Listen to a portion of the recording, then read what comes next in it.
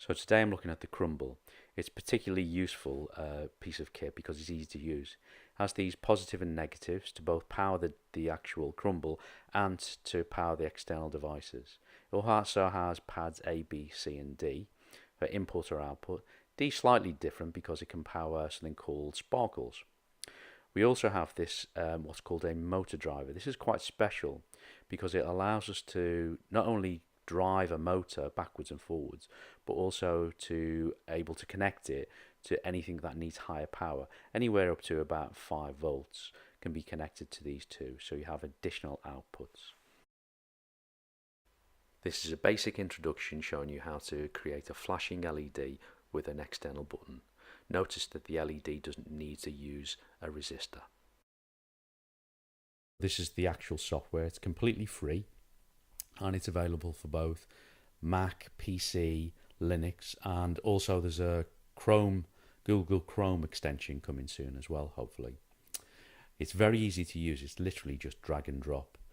So the first thing we need to do is start the program, and we need to do something called a do forever loop, because when we actually push the LED, the switch, we want it to flash on and off.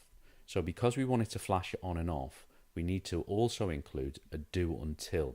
This allows us to bring in how we're going to switch it on. So in our case, we've got our switch connected to A, and it's basically when it is high, it's then going to do something. In other words, I push the button on and it goes high and it works. So we need to bring in what it's going to switch on. Now it doesn't know it's an LED, it just knows that it's connected to the tab or the connected D. I'm going to make it so that goes D low, in other words off, for, and I'm going to make this half a second instead of 1 second, so 0.5, enter.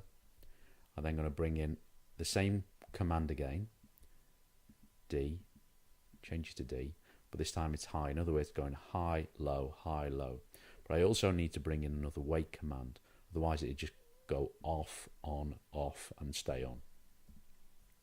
5, there we go, half a second. So again, you can see if I push A, it goes high, and if it goes high, it's saying do this. In other words, set D low, half a second, D high. In other words, the LED will go on and off until A becomes low. In other words, I switch it off.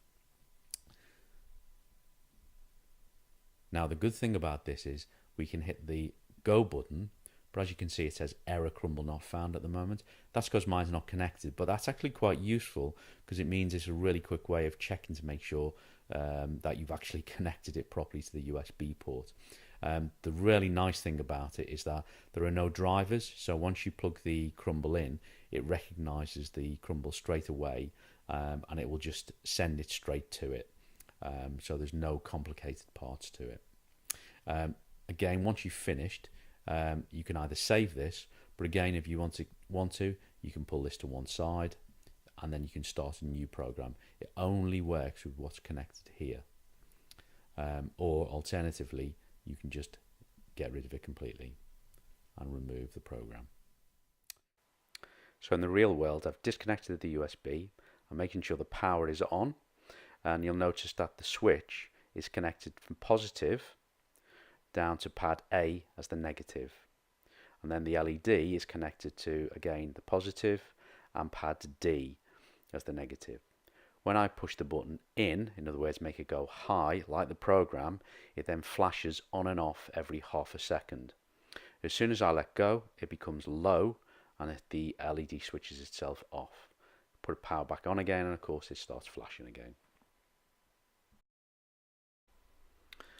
For information on bespoke courses or even possibly some bursary funded courses, please get in touch with me at any of the contact details shown. Thanks very much.